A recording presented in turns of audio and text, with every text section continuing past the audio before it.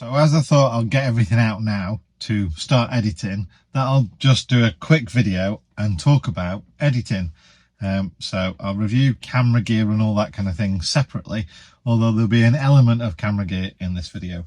So editing, how do I start to edit? The first thing I start to edit is I get my MacBook out. So it's the 21 edition, I think it was, yeah, 21 edition M1 MacBook Pro 13.3. It's 256 gig drive with 8 gig of memory, and the reason why I went for something without all the extra specs and stuff like that is I edit off external drives, I don't edit off the internal drive, so I don't need tons of space. 256 gig is more than enough for me to install all the apps and software and everything that I need to edit. So that's why I didn't bother with that.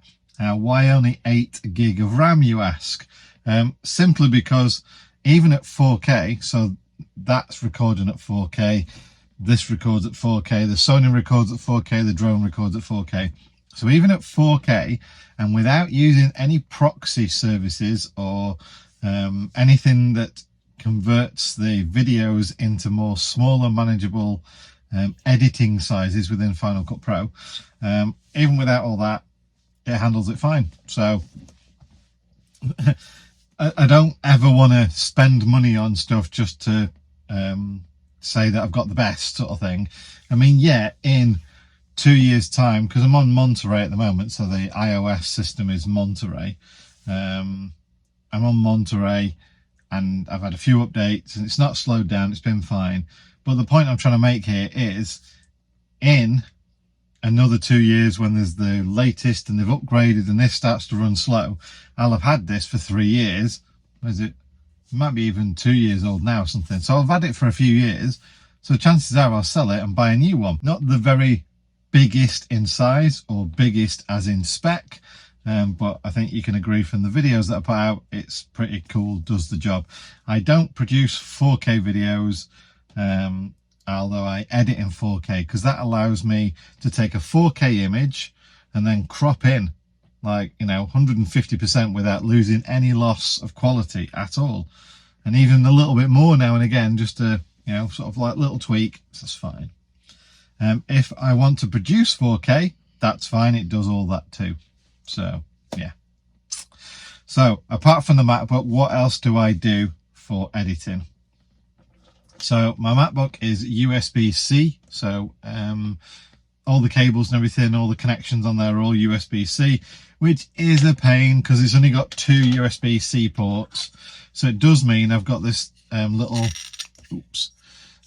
USB-C adapter, and then I've got a USB-C card reader that goes in there, and then I've got my little Samsung T5s, which I edit from and back up to, and that's velcroed to there, and that connects in there. So it still gives me 2 more USB-C connections, to which I then use a 4 terabyte Western Digital drive, and My Passport, I think they're called, something like that. And those are USB-C and USB, so you get little converters and things like that, so it all works on there. And I can even edit off this as well, it's fast enough to edit off that. But yeah, the Samsung T5 are SSD drives, and that's super fast at editing, so yeah, no problems with that at all. And then I also use my Bose noise cancelling in-ear headphones to edit with, although I don't use them on noise cancelling. So I've got earbuds and then that little bit as well. Like I say, I can use that on noise cancelling, but I don't, I just have it in. This is chargeable from micro USB, and it does cancel pretty much. So if it is really noisy or if it starts to rain heavily, then I do use the noise cancelling on there. But other than that, I don't. I just put those in here and that's it. This is all designed to be mega portable, take up minimum size. It's like right now I'm using my iPhone to record this on. I've got the Sony, but even the Sony really is a point and shoot, there's nothing really big about it. All my gear then fits in this little bag, There's a video on Gadget John all about that bag and what fits in there, so you can go check that out. Even my drone and all that fits in there too. So this is my setup. So I get the laptop out, I plug in the little external drives so I can start to then edit. So let me just log in, and then we can talk about the software that I use to edit and how I edit.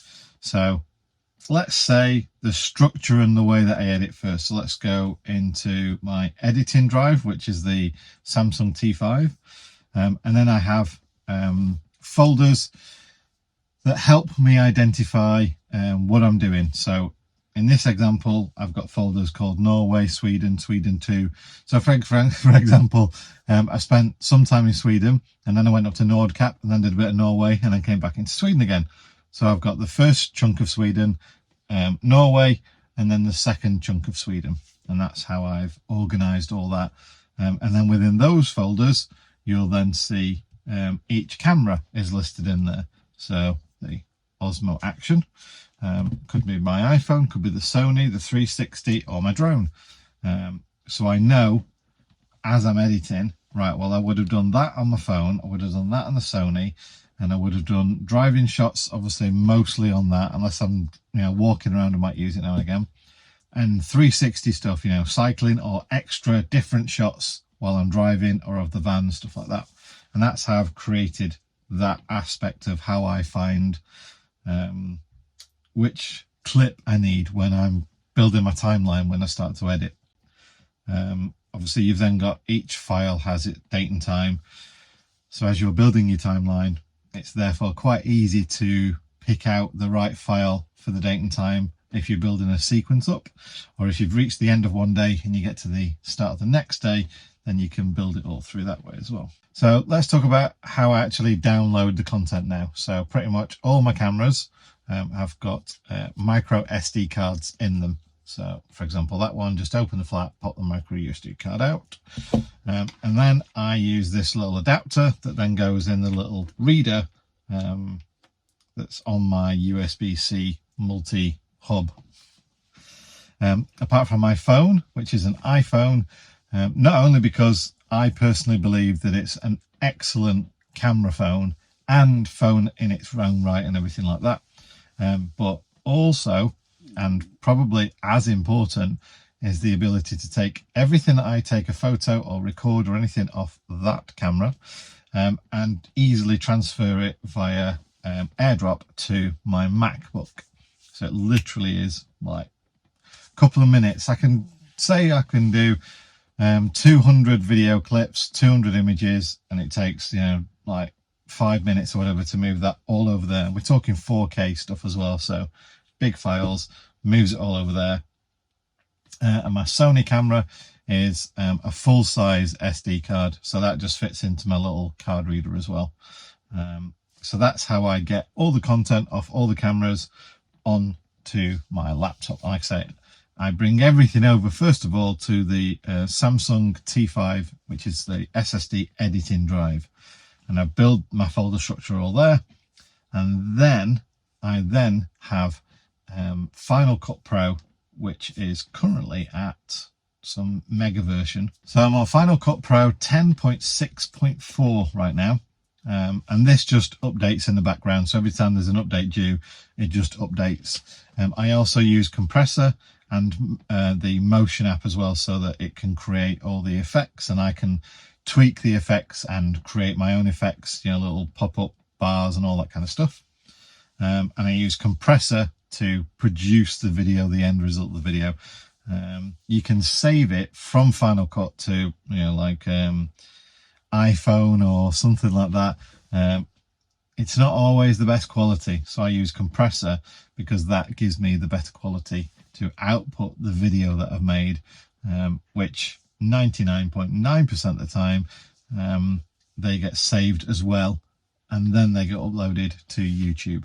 So I have the originals and I have the final version, and the rest of the edit, really, I mean, it's probably another video in itself, because how I edit and how I bring the timeline up and build the timeline and build the layers and put sound in, edit sound to the beat of action, do voiceovers, adjust sound levels, adjust sound tones, you know, like the equalizer, raise the profile of voice if I'm talking and things like that, and remove background noise. All that, I mean, that would take hours to explain that one. So that I'll probably do in another video if you are interested in it. If you really do want to get into the absolute nitty and gritty of how I edit and the type of detail I go into editing, then let me know in the comments of this video, and I'll try and do one in a future video, or make a future video about it. But yeah, I do get a lot of questions about editing and about what I use to edit and things like that. So just sort of make that now. And that's where I'm going to stop right there, because otherwise we can go on little tangents about other things and blah blah blah. So before I start going into that, that's it. So if you've got any other questions, obviously ask in the comment section down below. But for now, yeah, hope that you get that. That's my setup. That's how I found it works for me. I know other people that are slowly moving over to Macs and iPhones and everything because they understand that this works better. But I also know the people that still edit off mobile devices or iPads and have still got, you know, great following, good views on channels and things like that. So don't be thinking that you need the best. I just got something that I felt worked for me and how I work. Mandy's, for example, she's got Filmora and a Windows laptop, and that works fine for her. She does struggle getting some of the content off some of the devices, especially a phone, over to a Windows laptop, but she's found a way around that. So yeah, don't think you need a MacBook Pro with Final Cut Pro and all that kind of malarkey and all this other stuff. You don't. You just need a little bit of understanding of how editing works, a little bit of structure so you can reassemble everything you want to edit so that it forms a timeline, so that the story makes sense. And then ultimately, you know, the passion to retell the story, and editing evolves through that, really. That's my view of it anyway. Right, anyway, I really need to do some editing now and make some videos for you guys. So, yeah, I'll catch you on the next one. Bye.